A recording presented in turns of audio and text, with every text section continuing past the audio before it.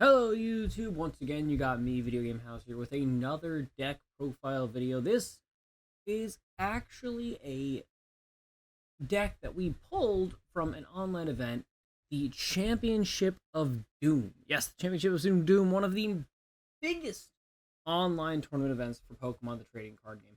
This had well over 300 players in the event. This deck going 8-4, going all the way to a top 16 finish, which is nothing to slouch at because it's Raging Bolt Ogerpon built in the most brain-dead, simple manner I have ever seen. The deck literally looks like this when you switch it to image view. There's nothing here. In this list, there is 15 unique cards in the entirety of the 60-card deck. Obviously, you guys can see Raging Bolt and Teal Mask Ogerpon are it's just the engine. That's it. That's all it is. You go Raging Bolt to active, you play a bunch of Teal Mask Ogerpons, you use Teal Mask Ogerpon a billion times, so you get a bunch of energy set up, and then Latias gives you free retreat, so you don't have to spend the retreat cost in case they boss an Ogerpon up, or they boss a Raging Bolt up that you can't get rid of. It's just so simple. It's so simple. It doesn't need Noctowl. It doesn't need Area 0 Underdepths. It doesn't need all this special extra garbage. It just goes Raging Bolt, smack, big damage, go burr. That's it. The deck basically wants to go second, so that way you have a super high chance of collecting yourself a Crispin, so that way you can just set up Raging Bolt and attack on one so you can get an attack off. That's basically it. That's all. Deck runs 4 Crispin, 4 Lillies, 4 Ultra Ball, 4 Bug Catching Set, 4 Pokégear, 4 Pokemon Catcher, 4 Tera Orbs. It's so simple. The one of Energy Retrieval, in playtesting, it did sometimes come up that it made sense that you didn't have to really kind of like only rely on Max Rod, and the +2 energy kind of gives you 2 grass energies for your Teal Mask Ogerpons, so it kind of helps. So it's just kind of there. But obviously, granted everything else is a 4 count, it's super consistent. Max Rod, obviously input in there because you're going to be using Teal Mask Ogerpon's ability to get energies down, and then when you use Raging Bolt's attack, you can get rid of a bunch of energies to do big damage very, very easily. Max Rod gives you all those energies back, and then you can put them back on the board. Also can affect your Pokemon, getting those back into your hand if need be. Same thing with getting your other energies, such as Lightning and Fighting, in case you need to set those back up with Raging Bolt. 13 Grass, 4 Lightning, 4 Fighting. Same kind of engine as before with the 4 Lightning and 4 Fighting with Vitality. There just isn't a Vitality anymore. But then there's just 13 Grass energies. It just piles on energy. It's crazy. I'm going to get into some games and show you basically the very few, very, very minor things that I switched with this deck. I changed the 15 unique cards to 16. Let's get into the gameplay. I'll show you what I mean. Now, the funny thing about this is that a lot of these games are going to look very similar because there's not a lot of unique playstyle going around here. It's not like you can use a different ability in a different way to make, your gameplay better or change the way the outcome of the match is going to be. It literally goes, I play Raging Bolt and I punch you in the face. The only questionable factor of the deck is Pokemon Catcher. It's a 50-50. You will always be able to punch the thing that's in front of you, but the Pokemon Catcher can assist with getting whatever you need. Now, I do have a few extra games in here, so we did end up using multiple matches and increasing the speed to 300% in this match, so you can see that this is going very, very quickly. So, as you see, that first turn was not what we were looking for, but this match is about trying to show you guys that the deck can still kind of get off of its bad foot and still kind of fix things up. Clearly, as you saw, Raging Bolt, if you go second, which you want to do with this deck, and you don't get the big setup, you can still empty your hand and still use the Burst Roar ability to discard your hand and draw up 6, so you can try and get yourself set up for the next turn. A lot of these decks these days are a lot of evolution-based decks, so you do kind of have a turn to set up if you haven't already gotten there, so you still are able to get those free KOs. We reuse 4 Pokemon Catchers, so we're able to use Crispin more efficiently rather than using Boss's Orders. But you realistically, I definitely feel, could add 1, maybe 2 bosses to kind of make your options more guaranteed rather than a coin flip. Obviously, you see in my hand is a Briar card. That card was not in the deck originally. I believe I just took out 1 grass energy in order to put it in because your big attacker is Raging Bolt, but you can also still attack with a Teal Mask Ogerpon. So if you can use the energies on, say, 2 of the Ogerpons here and leave one of them with a full energy list, your opponent might target it, and then your Raging Bolt is still good to go, and you still have Teal Mask Ogerpons on the bench in order to set it up to attack again. But in the worst case scenario, every Pokemon in your deck is 2 prizers. So their only option is to go 2 prizer, 2 prizer, 2 prizer. So Briar can net you a free prize. There are quite a few decks out there that are using Mega Pokemon. So if you take out, say, a Basic at first, and then you take out a Mega, you take out 4 of their prizes, you're going good. And then you just need a, Pheasantipity knockout or something crazy like that. The math is so simple. The math is so simple. It's right there. So as you see there, I took out my opponent's Slow King and their Slowpoke, and now we're just kind of sitting there, and we only see 2 prizes on the rest of my opponent's board. We're 4-4. If he can take a knockout, that's one thing. I'm just playing around. What is his board state looking like, Unfortunately, this deck, as you saw before, no stadiums. So we don't really have an out to getting rid of Academy at Night. It also doesn't really have an out to getting rid of, neutralization zones. So you kind of lose to that as well. And I'm very confused as to how this deck got to a top 16 in a 300-plus player tournament. It's got a 66% win rate in that tournament with an 8-4 record. So I'm showing you guys what it kind of does. Obviously, I'm making my decisions here because I thought, if I get rid of the Clefairy, he can't do double damage to take me out. And then he still has access to, Teal Mask Ogerpon as an attacker. So I was like, it doesn't really matter. But getting rid of Fez stops him from drawing things, which gives me more value because if he can't get a Slow King, it's harder for him to take a knockout. But because he couldn't get a knockout on me that last turn, we're a 2 prize lead now. If my opponent takes a knockout, we do still have Briar in the deck. And we have a Teal Mask Ogerpon that is fully set up. Say if a Slow King came down, he got a knockout there. There's a % chance we're able to use that Briar, take out a Slow King, and actually get a knockout back. So that's the explanation I want to give as to why Briar was added to the deck. But again, that's the only real change that I made.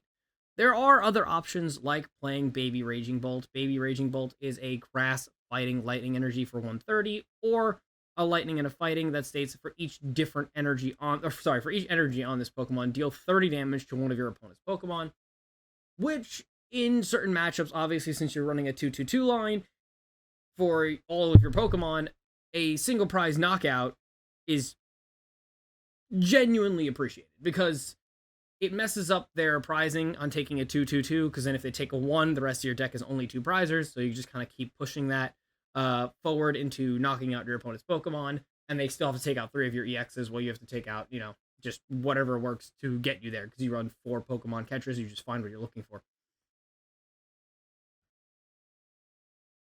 So, a lot of ladder, I was running into this deck non-stop. Not even just playing this Raging Bolt Teal Mask Ogerpon, I'm testing a lot of other stuff while I'm also, playing the game. I ran into Cynthia's Garchomp a lot. So, I guess you can just kind of expect it at this point that it's going to show up fairly often. We have slight advantage because, again, Teal Mask Ogerpon is a grass type, which does double damage to Garchomp, and all of its evolutions, of course. Same thing with Solrock Lunatone being weak to grass, so we have that option as well. But obviously, we're just trying to set up big damage and start taking knockouts. We have the double catcher, and we see that there is 1 Gabite on his board, and we figure if we clear that, if he doesn't have an answer, like another Gabite, we kind of just win. So we went for it. Took it out, and then my opponent just, I guess, didn't have another answer, and push comes to shove. Pokemon Catcher, 50-50. We flip a coin fail, flip a coin hit. We're great. My opponent's trying to do everything he can to try and draw into another Gabite, I think, or something in order to try and assist him, and he's just not really getting there all that well. I saw a Pokepad he just threw away with that Ultra Ball. He could have went to use that for Gabite. Gabite searches another card, which allows him to search whatever he wants, including another Gabite. But I think he needed to go Rare Candy Garchomp here, and I think that's what he was searching for. So that way he can try and make a comeback, because we're already 2 prizes ahead. So, but even then, if he went into that, I would have went with the Teal Mask Ogerpon play, done double damage, taken a knockout, again, leading another 2 prizer. If he can take another knockout after that, it didn't really matter. We already had a Raging Bolt set up, another Teal Mask Ogerpon set up. We were already ahead.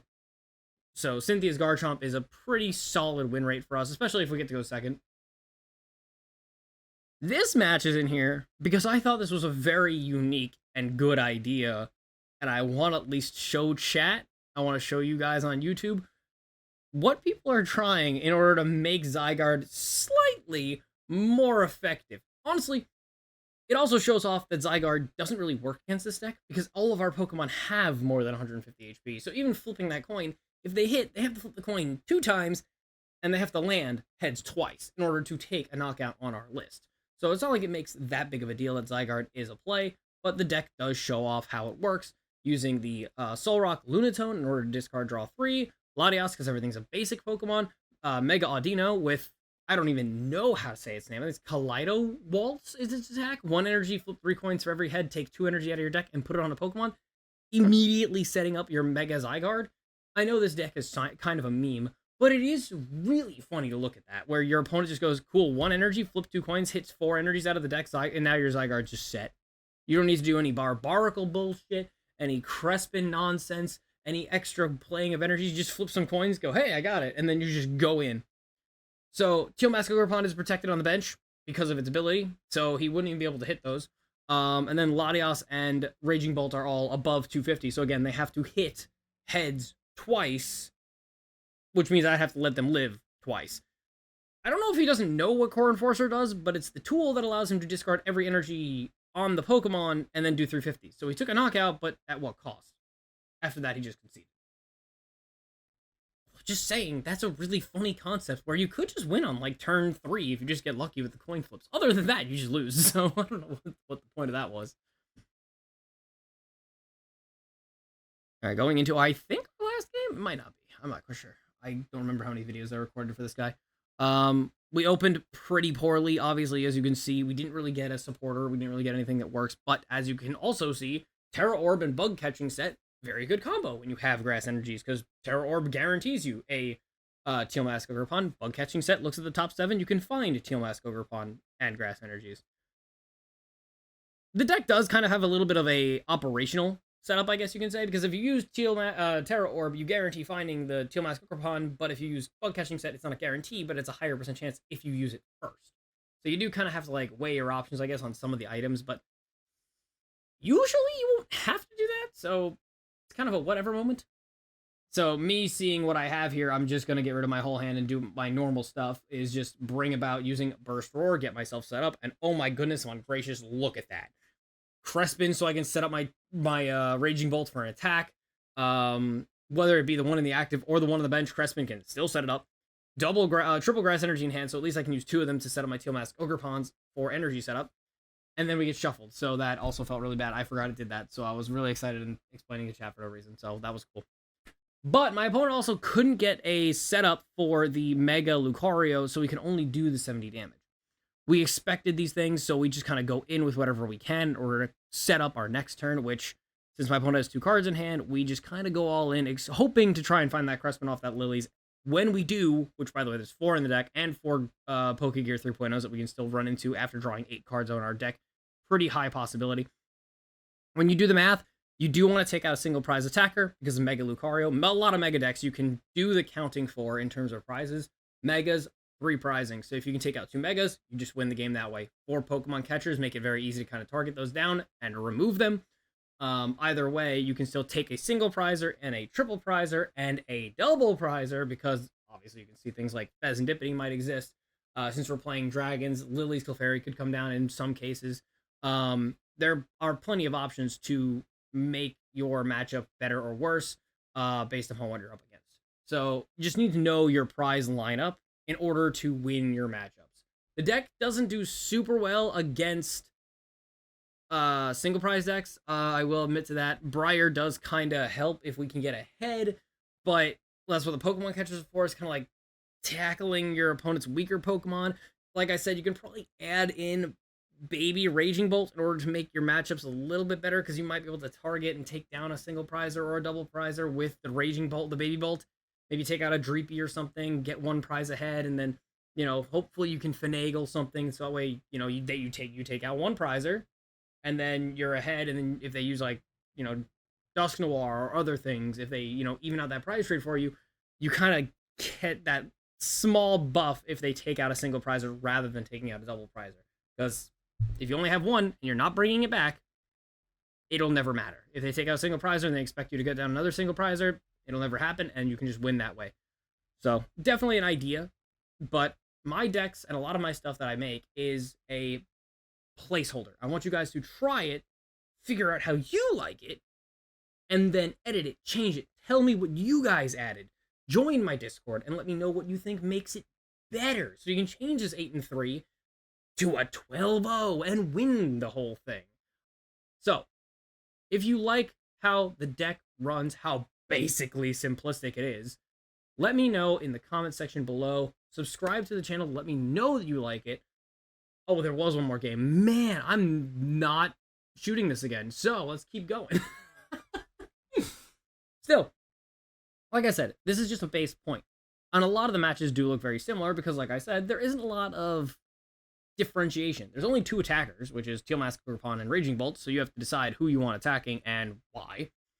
You should check your deck, usually to make sure if your max rod is in there so you can abuse your energies a little bit more against things like Mega Lucario, who cost a lot of energies to remove. And check your energy count to make sure you have enough energies in order to make these things, and check your Raging Bolts and Teal Mask Ogerpon count, because obviously you can't use a Tera Orb if there's no Tera Pokemon defined.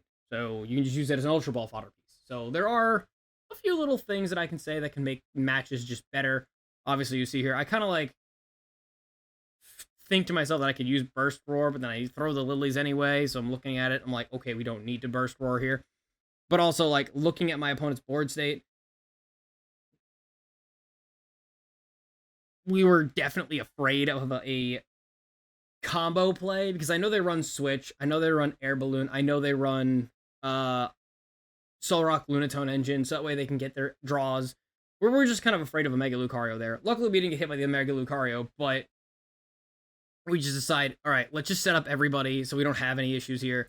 I believe I already checked the Teal Mask Ogerpon count. That's why I don't use the 4th Tera Orb. So that way I don't, just throw a card out when I can still use it for Ultra Ball.